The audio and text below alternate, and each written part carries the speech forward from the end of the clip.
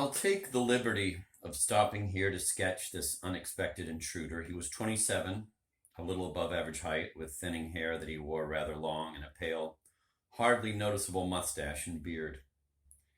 He was dressed neatly, even fashionably, but with no attempt at elegance. At first glance, he looked a little hunched and stiff, but he wasn't really hunched and was even loose-limbed. He seemed eccentric, but later we all found his manners good and his conversation always to the point. No one could say that he was bad looking, yet nobody liked his looks. His head was elongated in the back and seemed compressed at the sides, making his face rather pointed. His forehead was high and narrow, and his other features small and fine, a sharp nose and long, thin lips. He wore an expression of suffering that was actually due to the deep folds that ran down his cheeks and the wrinkles on his cheekbones. They gave him the look of a man convalescing after some serious illness. Nevertheless, he was in excellent health and quite strong, and in fact had never been sick.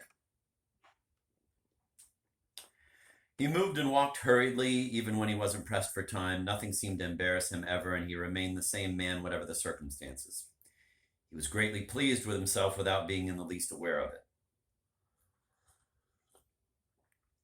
He also spoke rapidly and hurriedly, but with assurance and without having to search for the right word.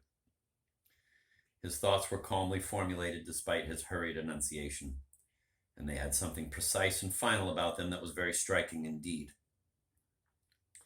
His articulation was remarkably clear. Words poured out of him like small, even grains, carefully selected and always ready to serve.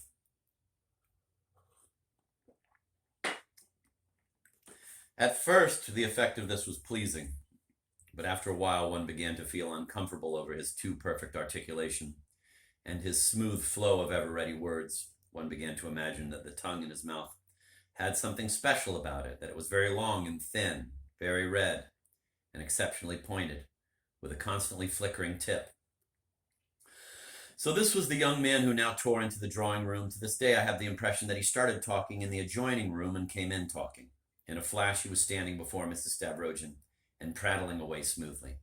Imagine, Mrs. Stavrogin, when I got here, I felt certain he'd have been here for at least 15 minutes because he arrived in town about an hour and a half ago. We met at Kirilov's.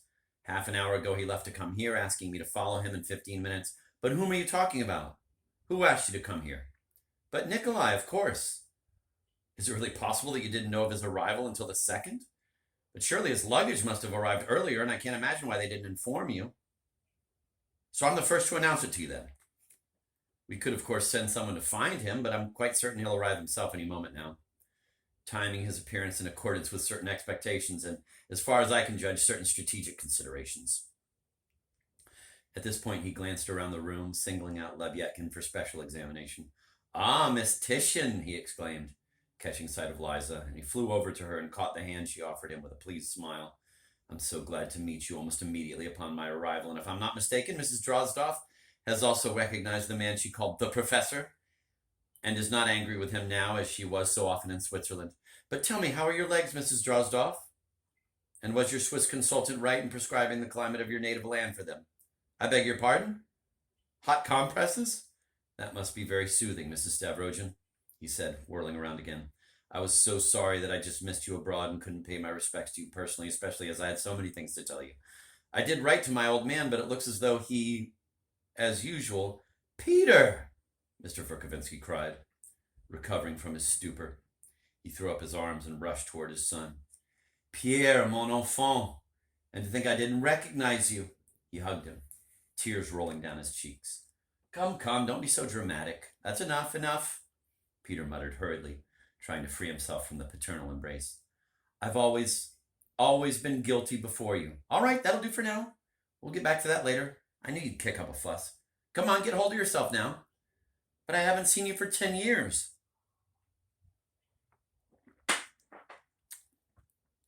So much the less reason for such an emotional demonstration. Mon enfant. All right. I know now that you love me, so you can keep your hands to yourself. You're embarrassing the others. Ah, here comes Nikolai. Please stop it now. Nikolai Stavrogin was now in the room. He'd come up quietly and halted for a moment in the doorway, calmly surveying the gathering.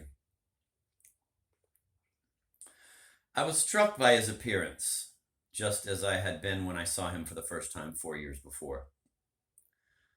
I certainly hadn't forgotten him in the least, but there are faces that reveal something new every time one sees them, even if it happens to be the 100th time. He was still as elegant and distinguished looking as he had been 4 years before, and almost as youthful. His light smile still radiated a superficial amiability and the same self-assurance. And his eyes were still just as stern, thoughtful, and, as it were, absent-minded. Indeed, in a sense, I felt as though I'd left him only the day before.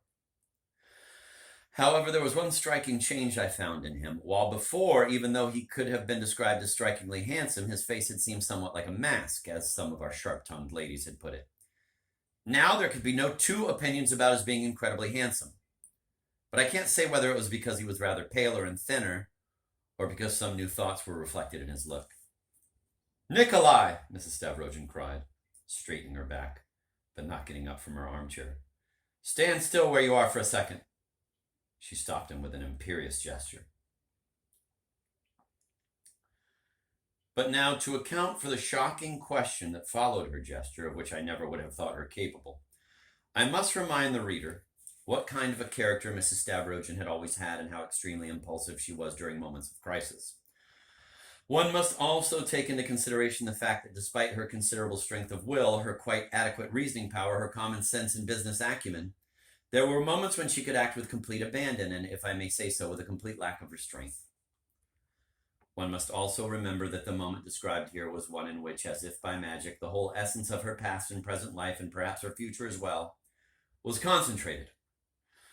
I would also like to call attention to the anonymous letter that she had mentioned earlier to Mrs. Drozdoff, which had obviously irritated her so much. She hadn't revealed the contents of this letter, but it may have contained the reason for asking her son that terrible question.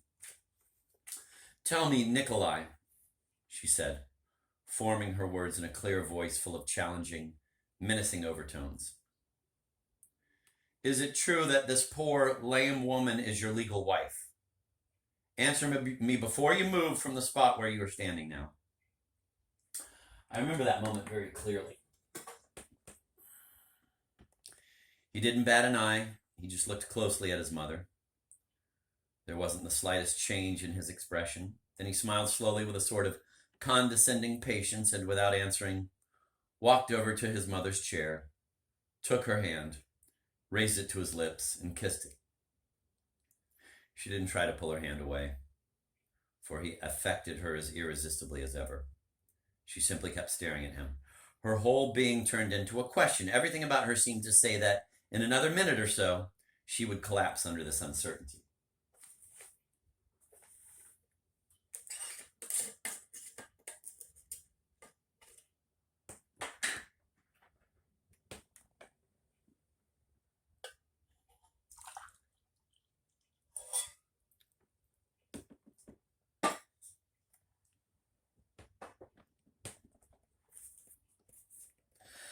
But he remained silent. Having kissed his mother's hand, he looked around the room once more and then unhurriedly crossed over to Maria. It is extremely difficult to describe people's faces at certain moments. I do remember, for instance, that Maria, half dead with fear, rose and stepped toward him with her hands clasped as if in prayer. But at the same time, I remember the exaltation in her eyes.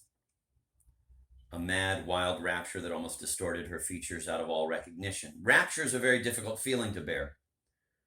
Perhaps both fear and rapture were combined in her. Anyway, I remember that I stepped hurriedly toward her, thinking that she was about to faint. "You shouldn't have come here," Stavrogin said in a gentle, melodious voice, an extraordinary tenderness shining in his eyes. His tone and his every gesture denoted sincere, profound respect for her. The poor thing whispered to him breathlessly, "And may I kneel before you?" "No, that's really out of the question," he said with such a dazzling smile that she also let out a happy little laugh. Then, speaking in the same melodious voice, he tried to persuade her as one persuades a child. He said, "Remember, you are a young lady, and although I am a devoted friend, I'm still an outsider, being neither your husband nor your father nor your fiancé. So give me your arm and let's go. I will see you to the carriage, and if you'll allow me, I'll take you all the way home." She listened to him attentively with lowered head. "Let's go then," she said, sighing and giving him her arm. But here she had a minor accident. She must have turned a little carelessly or stepped on her weak, short leg, for she fell sideways against an armchair, and if it hadn't been there, she would have found herself stretched on the floor. Nikolai quickly caught her and, supporting her firmly, led her to the door. She was obviously very upset over her fall. She turned very red and looked embarrassed and ashamed. She kept her eyes on the ground and, limping heavily after Nikolai, almost hanging on his arm, she left the room without uttering a word. As they left, I saw that Liza had jumped up from her chair and was staring at them fixedly. She didn't take her eyes off them until they reached the door. Then she silently resumed her seat, but her face continued to twitch spasmodically as though she had touched some slimy creature.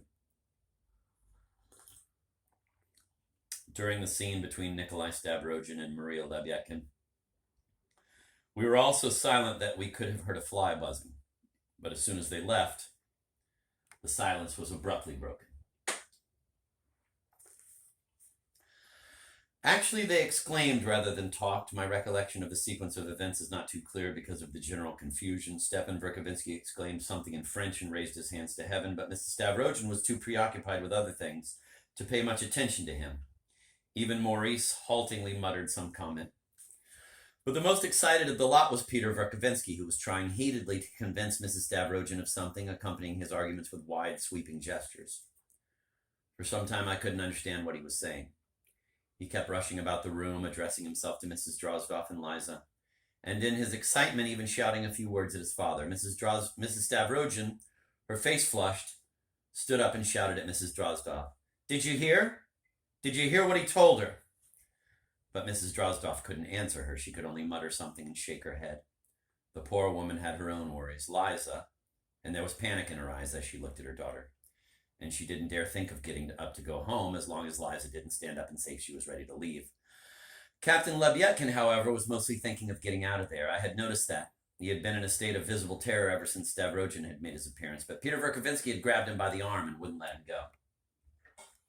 "It's indispensable. It's absolutely indispensable," he repeated, rattling off his smooth strings of words at Mrs. Stavrogin, trying to convince her of something. He was standing in front of her. She had resumed her seat, and I remember well was listening to him with great eagerness now that he had finally managed to catch her attention. "It's indispensable," he was saying. "You must realize yourself, Mrs. Stavrogin, that there's a misunderstanding here. It may all look very queer, but it's really as obvious as a lighted candle and no more complicated than this finger of mine. Now, I know that no one has asked me to explain and that perhaps I look ridiculous insisting on it. But, in the first place, Nikolai attaches no significance to the business, and in the second, it's always difficult for a man to explain this sort of thing himself, so it's better left to a third person. Please believe me, Mrs. Stavrogin, Nikolai shouldn't be blamed in the least for not immediately answering your question directly, although he could have easily enough. I've known him since Petersburg. Besides, I should say that the whole incident, if anything, redounds to Nikolai's honor, if we must use that vague word honor at all. Are you trying to say that you witnessed some sort of incident that has resulted in this misunderstanding?" "Yes, I was a witness and a participant," Peter said quickly. "If you can assure me that it won't offend Nikolai's feelings, for I want you to know, he never conceals anything from me, and if you are certain that he would approve, there's no doubt about it, he would approve. And that is why I consider it a great pleasure and privilege to tell you. I'm certain he would have asked me to do it himself."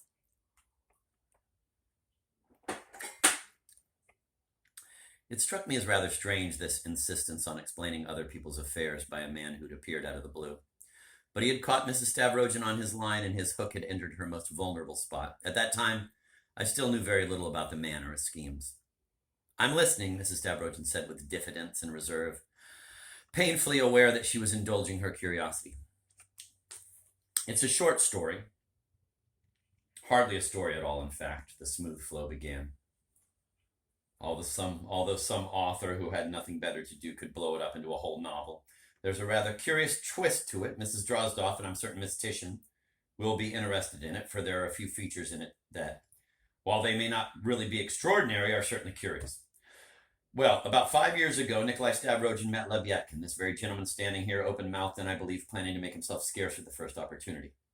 Forgive me, Mrs. Stavrogin. You, Mr. Retired Supply Clerk, you see I remember you quite well. I wouldn't advise you to try to escape now. Both Nikolai and I are well aware of your activities here. for which you will have to account to us. Anyway, at that time, Nikolai called this man his Falstaff. Peter decided an explanation was necessary here. Some ancient, grotesque character at whom everyone laughs and who accepts his position as long as he's given money.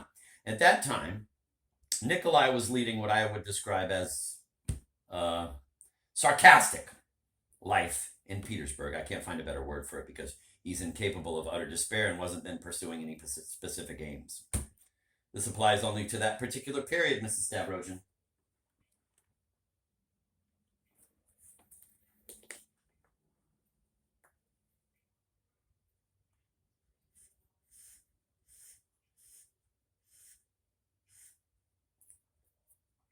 Now, this Lebyadkin had a sister, the woman who was in this room just now, and they did have a corner of their own. They took shelter with anyone who would put them up. Lebyadkin hung around the shopping centers, always wearing an old uniform, stopped the better dressed passers-by, and drank whatever they gave him. His sister subsisted like a little bird, mostly on fresh air. She helped to clean the tenement apartments where they spent their nights and sometimes received a few kopecks for her trouble.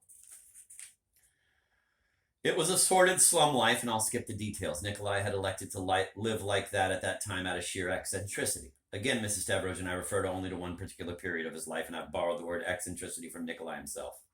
He doesn't have many secrets from me. Miss Lebyadkin, who met Nikolai on various occasions, was struck by his looks. He was, so to speak, like a diamond against the grimy background of her life. I'm rather poor at describing human emotions, so I'll skip that and just say that she soon became an object of ridicule to nasty, petty people and grew very depressed. They'd always laughed at her there, but she'd never paid any attention to it previously. Even then she was a little touched, but not so much as now. There's reason to believe that when she was a little girl, she acquired some sort of an education thanks to some benefactress. Nikolai never paid any attention to her. He spent most of his time with petty clerks, playing cards with a greasy pack at a quarter of a kopeck a chip. But once a clerk was bullying her, and Nikolai, without saying a word, grabbed him by the scruff of the neck and tossed him out of the second-floor window. There was no nightly indignation. The whole operation took place amid wild laughter, and Nikolai laughed the most. And when it all ended without too much damage, they made it up and sat drinking punch together. But the oppressed, innocent victim didn't forget, and it resulted in her losing whatever scrap of sanity she had left. I repeat, I'm poor at describing feelings, but the main thing here is her dream, and Nikolai fed that dream of hers as though on purpose. Instead of laughing at her, he began treating Miss Lebyadkin with great respect and consideration. Kirilov, who was present once, he's a strange bird, that one, Mrs. Stavrogin, and an extremely outspoken man. He's here now, and you may meet him someday. Well, Kirilov, who usually doesn't say much, suddenly grew indignant and blurted out to Nikolai that he was ruining her completely by treating her like a countess. Well, Nikolai, who thought quite well of Kirilov, told him, "Do you think I'm just making fun of her?" "No, reassure yourself. I really have great respect for her because she's worth any of you." And you know, he said that in a very grave tone, although in 23 months he hadn't said much more than good evening and goodbye to her. I was there, and I remember that she ended by believing that she was sort of engaged to him, and that the only reason he didn't elope with her was that he had too many enemies, and there'd be opposition from his family, and so on. It all ended when Nikolai had to go home. Before leaving, he arranged to pay her an allowance, a rather handsome one, 300 rubles or more a year. So let's assume that on his part it was nothing but fooling. The whim of a man, prematurely tired, or even as Kirilov puts it, the search for new sensations by an oversatiated man who tried to find out to what state he could reduce a poor cripple. You've deliberately picked on the most miserable wreck, Kirilov said.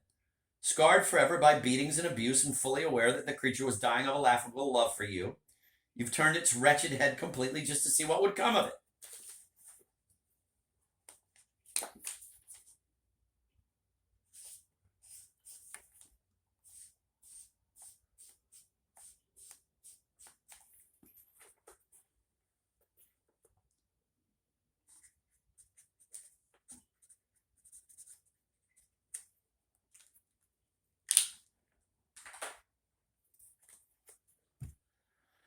But how can a man be held particularly responsible for the delusions of a poor mad creature to whom he has hardly ever spoken more than a few words? Some things, Mrs. Stavrogin, are very difficult to discuss intelligently. In fact, they cannot be intelligently discussed at all. All right, let's assume that he acted eccentrically.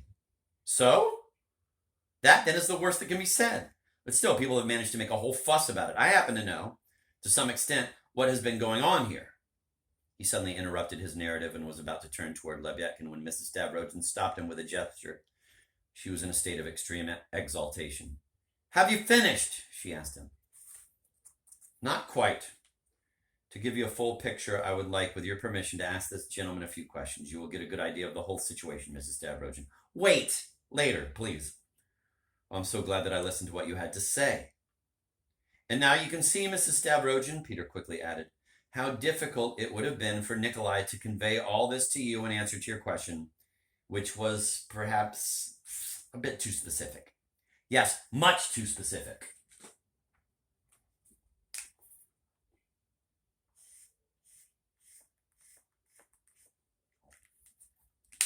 And don't you agree now that I had a point when I said that a third person could better explain that sort of thing than the person directly involved?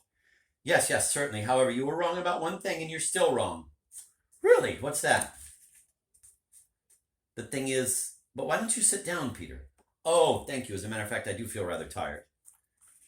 He quickly pulled a chair forward, turning it so as to have Mrs. Stavrogin on one side of him, Mrs. Drozdov on the other, and Lebyadkin, whom he kept watching in front of him. Well, you were wrong in describing it as eccentricity. If that's the only... No, wait! Mrs. Stavrogin stopped him. She appeared ready to launch upon a long and enthusiastic speech, and when Peter realized this, he became all attention.